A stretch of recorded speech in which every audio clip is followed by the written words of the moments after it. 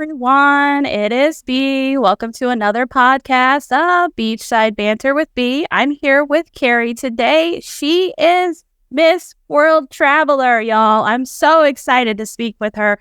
She's been to 130 different countries, all 50 states, which is a huge accomplishment in itself. Beyond that, she's been pageantry. She's had design, fashion, jewelry, you name it. She is it. I am so excited. So, Miss World Traveler, Kerry, you want to introduce yourself? Let us know who you are. Well, I don't know how I can do better than that. Thank you so much. I'm excited to be here. Well, let's start with how many countries you've been to. 130 countries. That's a huge accomplishment. What made you decide you wanted to travel so much? Well, it's over 130. I actually quit counting about then. So I would have too. Yes. But you know what? I've been doing this for over 40 years. My very first trip abroad, my mom took me as a college graduation present. And I just sort of fell in love with the adventure and seeing things new. And I had always loved history. Even in school, I loved it, and I was pretty good at it. But it really wasn't alive until I, was part of it and saw it sort of living history. And that was sort of the hook that got me. And then, my mom and I traveled for about 10 years together, and I started doing it on my own. And that gave me another hook because it was my sense of adventure.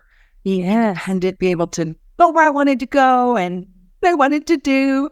And so that really sort of took me to the next level.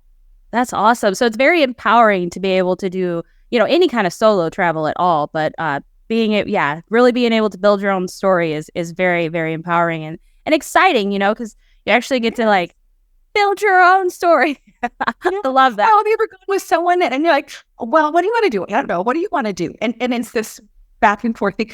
Not that there's anything wrong with that, with going with someone. But for me, it was kind of nice not to have to worry about it. Yeah, I agree. So finding somebody to travel with is so hard because, first of all, usually people have completely different aspects of what they want to do with travel anyways. Some people want to go and lay at the beach. Other people just want to do a lot more exploring and that sort of thing. So I love going with people who do like to do that exploring and that. I like to do more of a cultural immersion when I go.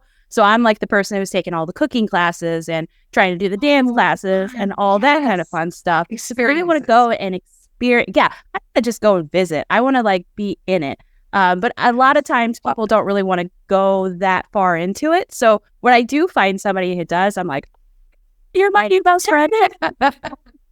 I love that. I love that. And I think that's a great way to truly, get it down into your bones.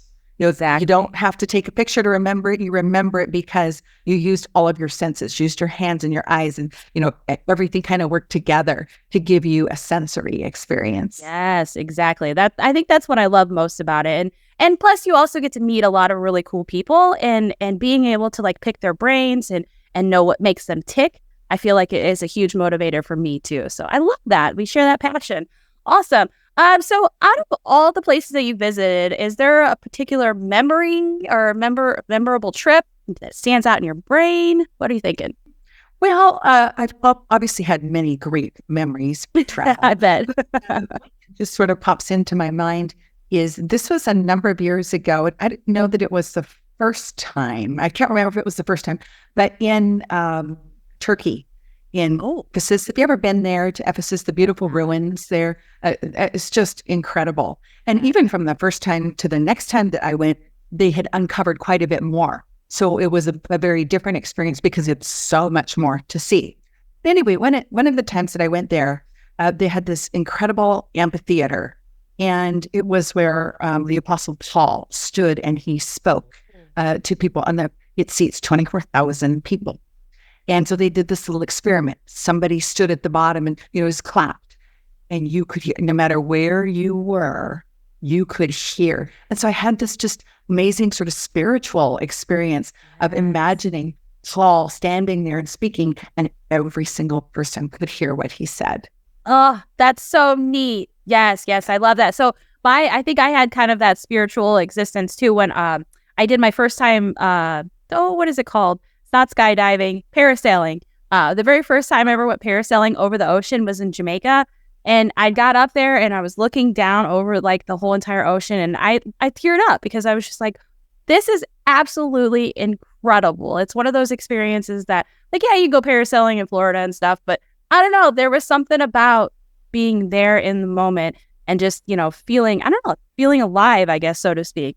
So, and creation, just sort of seeing the beauty of creation laid out in front of you. That must have been amazing. Yeah, it was a really great experience. It's something that I hold near and dear to my heart. So definitely always talk about that as much as I can. You said that your mom kind of inspired you to do like this traveling and stuff. You started out as a child with her. Is there anything else that you could think of that like really kind of motivated you to get out there or keep going with it? Or are you ever going to stop, I guess? Well, I suppose when I get to the whole lose my memory, so I don't know where I am. Nope. So never. I got it. My grandma on my mom's side, she was quite ahead of her time. Like during the Depression, when my grandfather, he had to go far and wide to find work. And he was a machine operator, like big, heavy equipment. And so she was alone a lot of the time. And she just packed up her two little kids, my mom and her brother, and, took off and went places. And so my mom inherited that spirit of adventure. And I think it sort of passed its way down to me too. Yes. So I feel like we come by it naturally. It's running in your genes, most definitely. Did I get my adrenaline rush from speed or mountain climbing or from any of those things? So I'm pretty conservative in terms of the types of adventure that I like to do. I'm not really seeking right. an exhilaration experience, but I do love figuring it out. Somewhere new to go, and how do I get around, and just figuring out how to eat. Right.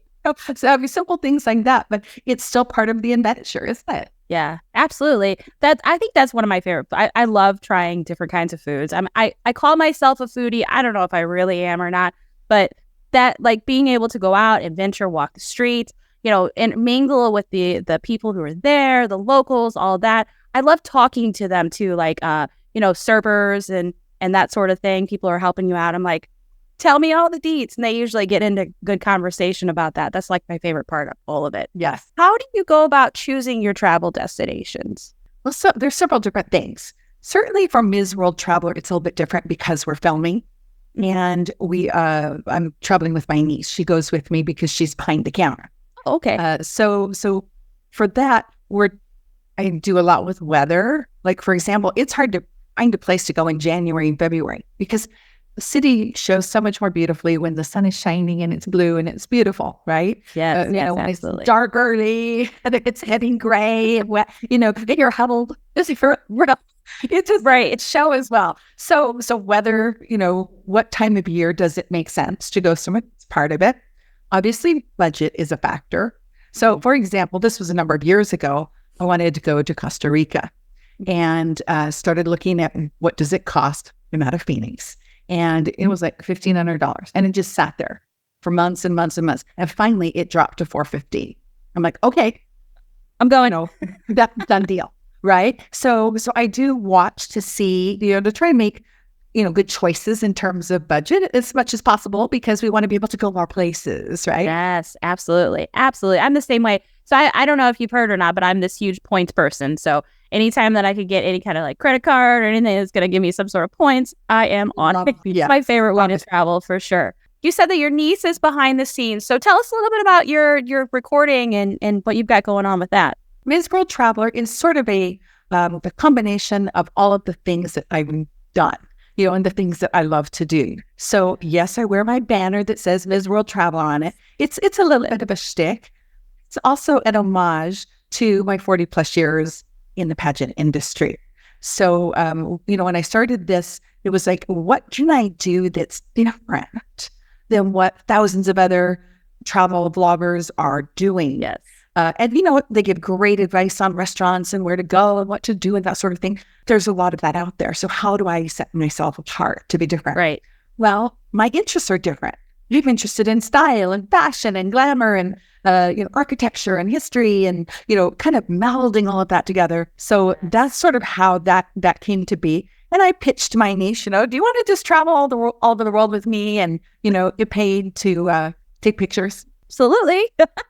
Yes. So she didn't have to think about that very long, right? That's awesome. So how long have you all been doing this, what is it? It's a YouTube channel, right? Yes, it is. Yeah. Yes, it is. So it's like a little mini travel show. We'll go to a city and we'll have several different segments. We'll go to some different shops. We'll talk about the local, the history and the culture, and then go to a shop, and then you get to meet somebody, somebody who we try to have it be a woman, if at all possible. Right. Artist, designer, entrepreneur, somebody who's very local, is doing something, either making something or, being is some kind of a creative, so that you meet someone, you see something being made, and you're inspired. Yes, absolutely. I've had a lot of conversations with, just random vendors who'll come, you're hanging out on the beach or whatever. They'll come up and they'll be like, "Oh, look what I've got." I try to do everything I can to support every single one of them that come and approach me. Even if it's just a simple, "Hey, I don't really have enough to buy a whole thing from you, but here's $5 because I really enjoyed this conversation," or something along those lines. I feel like once you do that and you start to put your head behind, like, a lot of people aren't putting themselves in other people's shoes, right? So they're not, they're being annoyed because I'm on vacation and why are you here and you're bugging me and all that. But if you really you stop and you put yourself in that person's shoes, that's what they do for a living. Like that's how they make their ends meet. So by supporting them and helping them out, you're not buying from one of the shops. You're doing it because you care about that person. I feel like that is missed often. More often than not, I feel like when it comes to vacation. And that's kind of my whole stance behind it, and kind of why I started the podcast and stuff, is I wanted to try to bring people together from all sorts of life. We go in, we have these experiences at these beaches and they're amazing. But we don't really stop and appreciate the people who are living there and their environment and their surroundings and that. And I feel like, being able to immerse yourself in their culture. And also I love volunteercations. Those are my favorites. So I try to spend a day where, I volunteer either like a local animal shelter or a school or something along those lines. So I could try to give back something, for them to share their beauty with me. It's kind of the way I look at it. So, you're also supporting them economically. And what's a couple dollars to you? Somebody said a little bracelet that they made and it's $2. Okay. Really, what's $2 to you? Whereas for them, it could feed their family for a day. Exactly. So I love that you're doing that and you're supporting the local economy. Yeah. I wish more people would do that instead of thinking, they're annoying or whatever, just be like, "Hey, I'm on vacation, but this is an opportunity to meet somebody, to talk to them, get to know them a little bit, learn about their culture." Anyways, I love that we share that. That's huge. It's near and dear to my heart. So I love that. You decide on the content kind of based on where the locations and stuff like that. Is there something that kind of sparks that makes you like, "Oh, I need to go here for shopping," or "I need to go here for restaurants"? You do research ahead of time? I do a lot of research. In fact, we're leaving for Oslo and Stockholm on Monday. And I finished my Oslo research and I'm now in the middle of my Stockholm. So I've really got a lot to do before we leave. But I work to be prepared ahead of time to understand the history, to sort of have part of my script written so that also I know where to send my niece. She, while I'm shopping the city, finding the stores and the people, she's out getting the background shots. So she sort of needs to know, what are we going to be talking about? So what do I need to go get?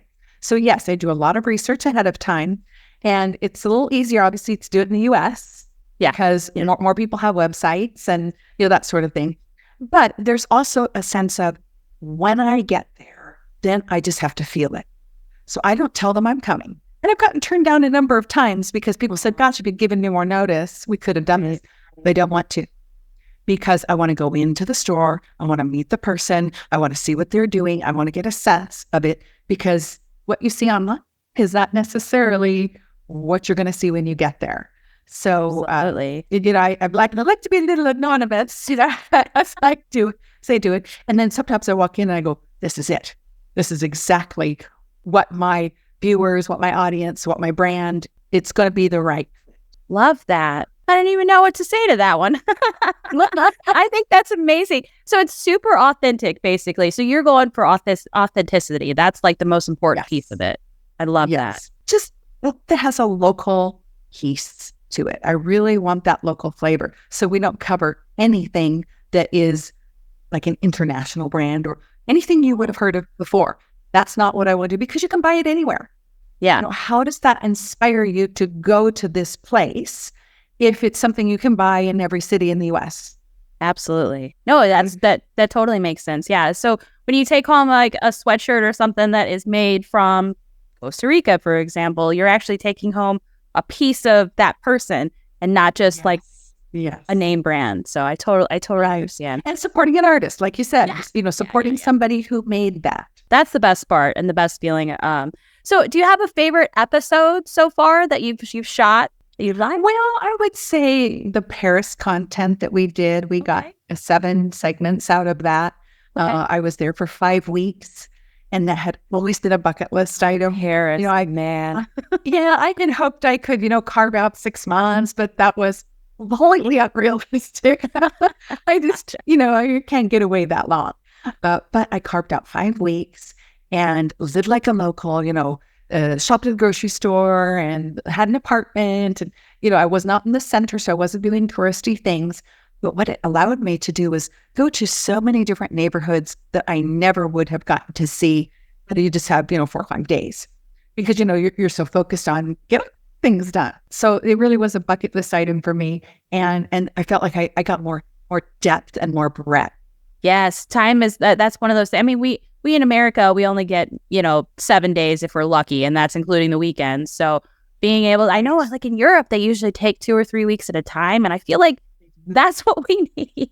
You finally, like day 4, you finally start to get the, the rhythm of everything and feeling how it's going. And then 5, 6, okay, well now I got to go home. Dang it, I got to go home. Your last day or two, you're like, okay, what do I have to do when I get home? You're already working on your list. So you kind of lose that day too.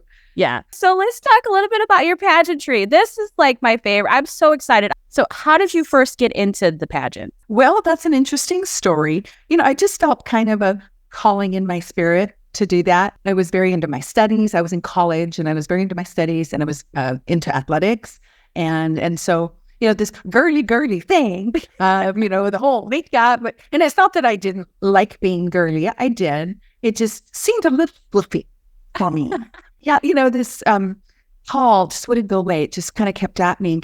And I finally said, okay, God, I'm supposed to do this. You send somebody. Because in those days, there was no internet.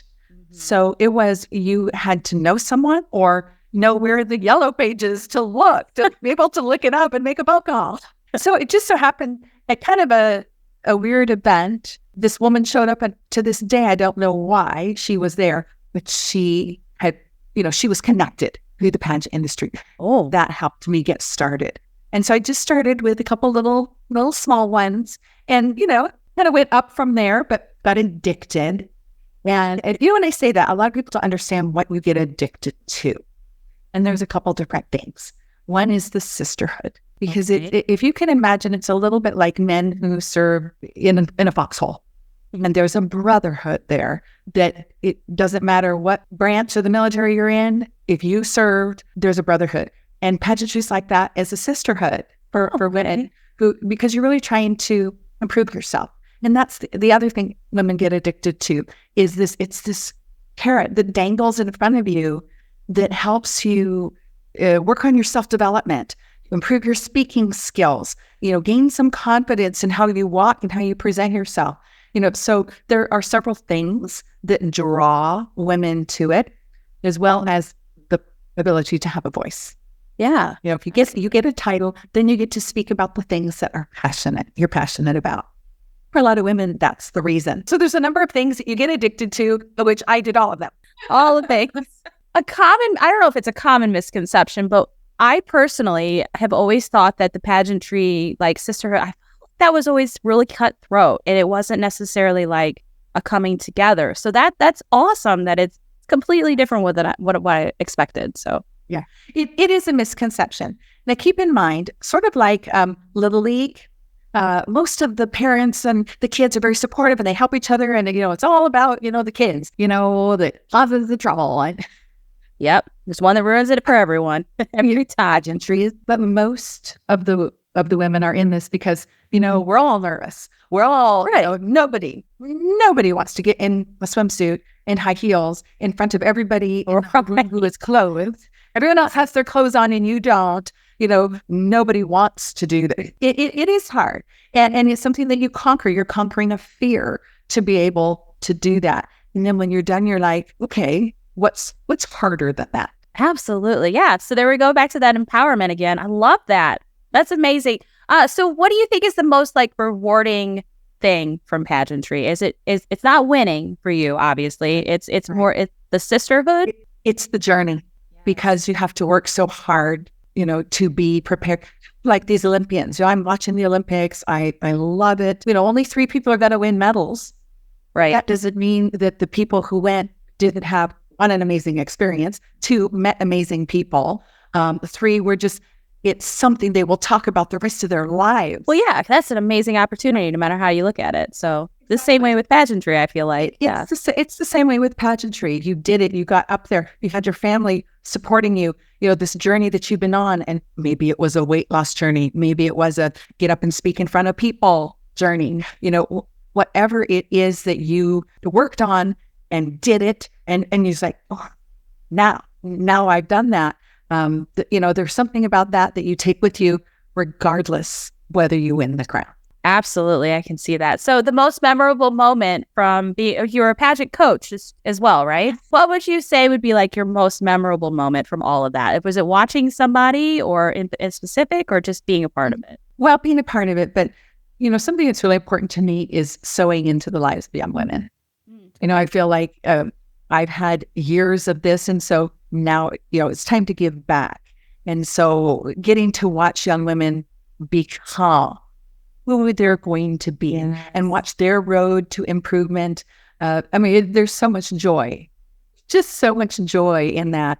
Obviously, I always hope for my girls to win, but if they don't, for me, it doesn't matter because I got to see their progress, watch them just become. And grow as a person. Yeah, that's amazing. My son has this group of boyfriends that he hangs out with, all guy friends or whatever. And I've literally, we've known them since they were in kindergarten. He's been best friends with them since. So I've literally been able to watch them all grow up, and they just graduated high school this year.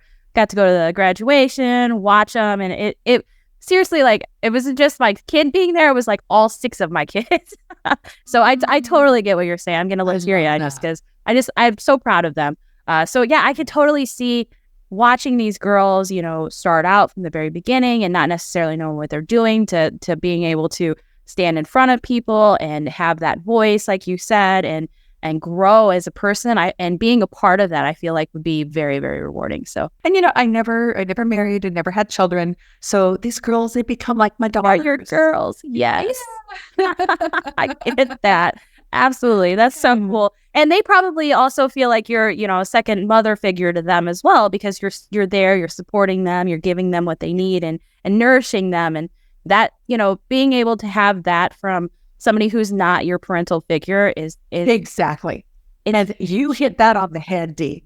Yeah. Because a lot of times that's why I get a call. And I'm not telling the girls anything that's that much different from what their moms told them, but it's totally different when it comes from somebody else, right? Yeah. Yeah, that's one of the things that I've learned with these kids is that, they'll come to me and they'll be like, hey, I need advice over this. And I'm like, well, I'll give it to you, but you should probably also talk to your parents too. And they're like, no, I need a different opinion. And I get it because it's outside perspective. Mom's not necessarily, and and so being a different, your second mom or whatever to them is, I don't know. I love it. I can't tell you enough how proud I am of those kids. So I can see how, and do you stay in touch with them too afterwards? I do. In fact, in about 3 weeks, but 2 or 3 weeks, I've got a wedding of one of my girls to go to. And then a number of other girls that I worked with, again, that sisterhood, they're in her wedding. So it's going to be a wonderful reunion of a few girls that I worked with, a few years ago. So that's awesome. That melts my heart. I love hearing stories like that. In addition to your travel ventures, you're also a freelance fashion and jewelry designer. So what kind of sparked your interest in that? Well, I've always loved color and style and that sort of thing. And then I got my graduate degree in fashion from the American College of Fashion in London. So again, sort of a combination, travel, go somewhere, live somewhere else, and study fashion, which I really, really enjoy. But I don't really, I don't design things to sell though. I design a lot of my own things. And then I design for my pageant girls. So I do a lot of their earrings, gowns, interview outfits, things like that. So it's what targeted, because as you know, time becomes an issue. Right. You have so many things you want to do. You sort of have to, what are my highest priorities? What's my second, make time for those things. But, I haven't really made a business out of it. It's just something that I enjoy doing with my girls and for myself. So what kind of, can you describe like the design process and where you draw like your inspiration from? Well, for my girls, I build things right on them. And really, I do for myself too. I'm inspired by beautiful fabrics, beautiful colors. So it's not so much I'm trying to do a particular design. It's more I see something and it's like, oh, that's so beautiful. I don't know what I'm going to do with it yet. Okay. I know I'm going to because it's so beautiful. Sometimes I see a fabric and it just, there it is. I know exactly what I'm supposed to do with it. So, inspiration comes in different ways. Yeah. Got it. You come here, we're going to build on you because that way, you need a little bit bigger shoulder. You need a little bit more like it. You need a little bit, I can build it right on them. That's part of the fun for me. Yes, that does. So then it's tailored specifically for that person. That's awesome. So, okay. So you got this, you're doing this fashion design. You've won awards. You won awards. How many awards have you won? Is it a lot? Ooh, I've won a few awards, but I'm not really counting. You can brag a little bit. It's okay. Nobody's going to judge. You are allowed to brag a tiny bit. Just say. Several Global Beauty Awards, that's kind of like the Academy Awards for the pageant industry. Okay. It's people who are working in the industry. Sometimes you might not even know. They're the people behind the stage, auditors, judges, choreographers, producers, the people who are not in the front getting the crown on their head, right? Got it. But you can't have a pageant without those vendors, all of those things. So few words for that, which again, after being in the business for 40 plus years, it's nice to be recognized. There it is. I think it's amazing that you've got all these awards and you've been recognized for all this stuff. I don't know. Like I said, I'm not kidding you. I'm like a little schoolgirl over here. I'm so excited. Well, you have to be careful. I could talk pageantry like travel. I could talk about it all day. So that's awesome. So I see somewhere that you've won the Legacy Award. Can you tell me a little bit about that? That is for over 25 years contribution to the pageant industry. So it's kind of saying, people who have just been working years and years at it. We have rookie awards too for various things. So people who are new to the system, to the pageant world. But this is just saying, we appreciate the fact that you have been doing this for a long time. So love it. I was very pleased with that. That was very dear to my heart to be able to win that. That one sounds like it's kind of like a lifetime achievement type award that you would get. A little bit like that. We actually have a different lifetime achievement award at the Global Beauty Awards, but it's right along those lines. So you hit that one on the head. Okay, awesome. I love that. So can you tell us more about like your scripture memorization, your ministry, the amazing word? Yes. Well, let me go back even a little bit further. When I was young, like maybe 10, 11, 12 years old, I was part of this youth group at my church. And, they had different activities for kids to do, and you could win these little medals to put on a sash. And I wanted that. I wanted those medals. Apparently, I had an obsession with sashes. Anyway, so I was going like bananas, and the horse and me were like, "You're going too fast. You got to slow down." They wanted me to throw out. So I quit, and I never got started back doing it again until the year 2000. Okay. And so as an adult, kind of came back to it, and then did it a little bit differently. Do it in terms of books and chapters and books, so that it's kind of the whole thing, the whole story, rather than just one verse here, one verse there, and then you try and remember, and it's actually harder. easier to remember when things are in order. It's a story.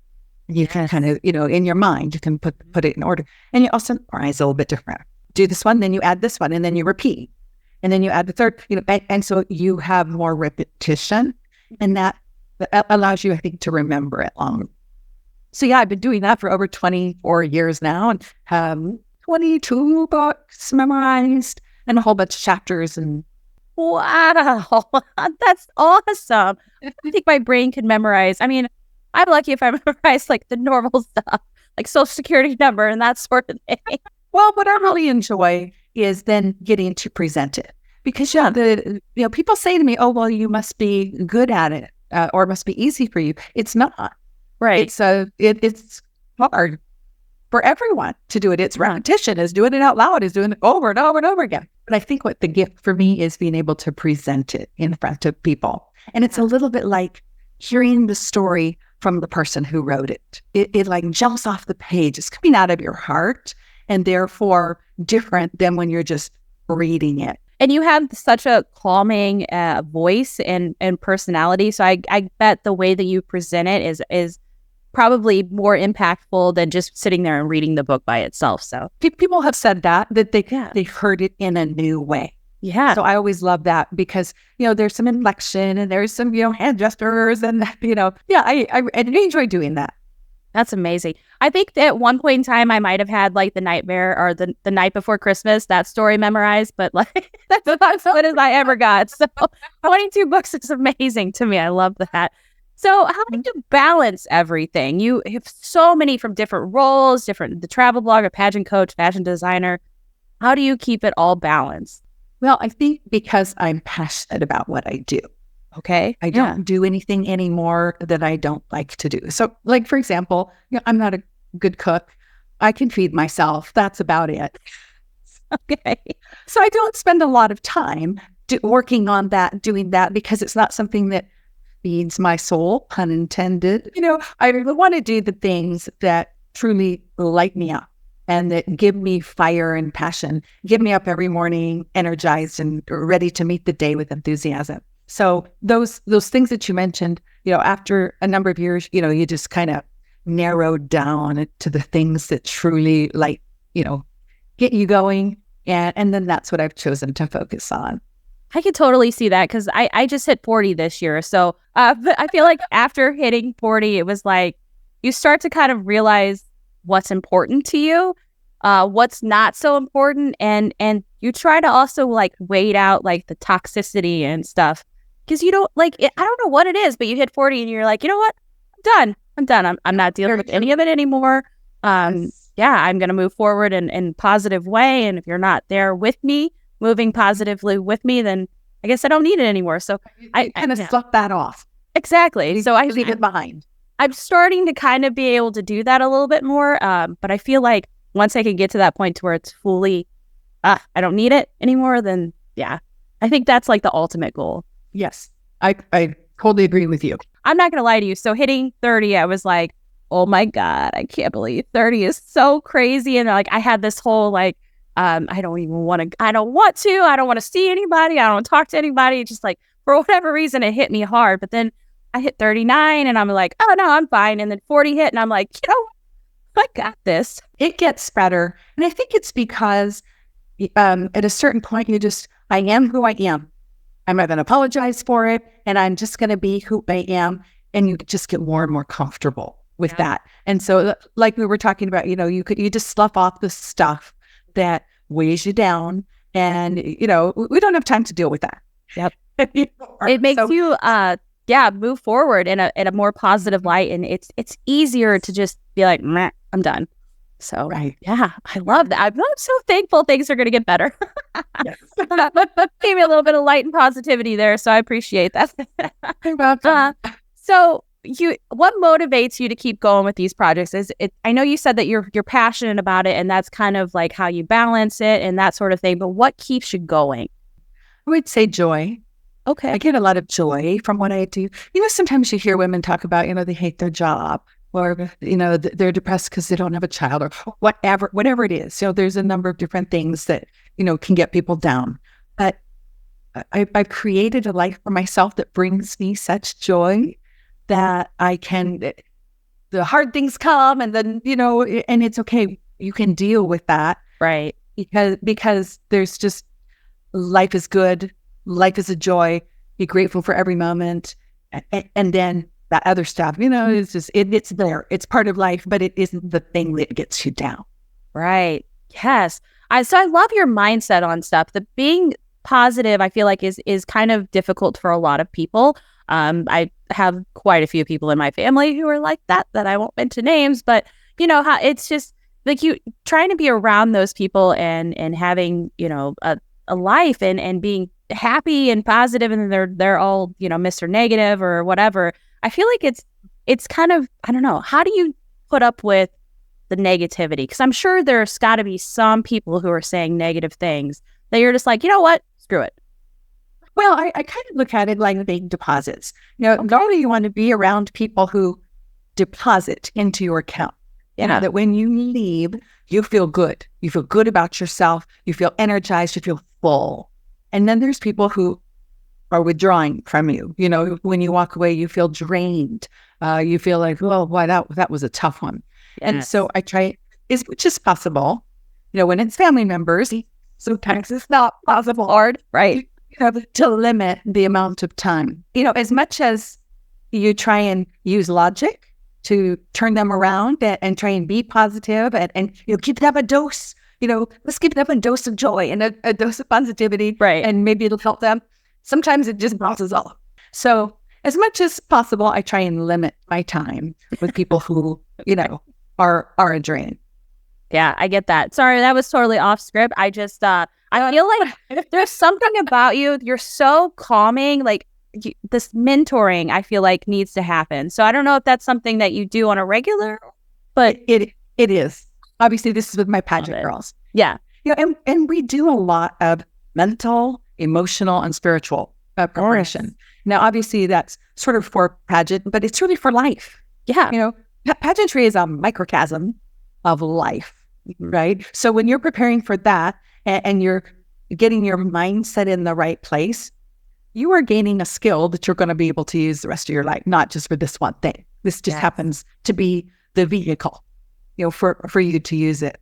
So I spend a lot of time with the girls. A lot of it's on the phone, so they're right in my ear, and I'm hearing their heart. Yeah, what's bothering them? What's going on in their head? And so being able to just ask questions, dig a little bit, get down to the root of what's causing that, and then to watch them go, yeah, I feel lighter. I feel less burdened today. That's something I really enjoy doing too. I love that. That's so cool. So what's next for Kerry? What do you have on the horizons? Well, really trying to grow Ms. World Traveler. Okay. We're less than 2 years old and we don't have a lot of followers yet. So we're really trying to work with that and do things like this to try and get get it out there. So we get a few more eyeballs. And then once we do that, hopefully there's some partnerships, corporate sponsorships, different things that we can do. But I feel like we're still very much in a growing mode. Kind of same way here with Life Love and Travel. We're 18 months strong now, so almost hit that 2 year. Yeah.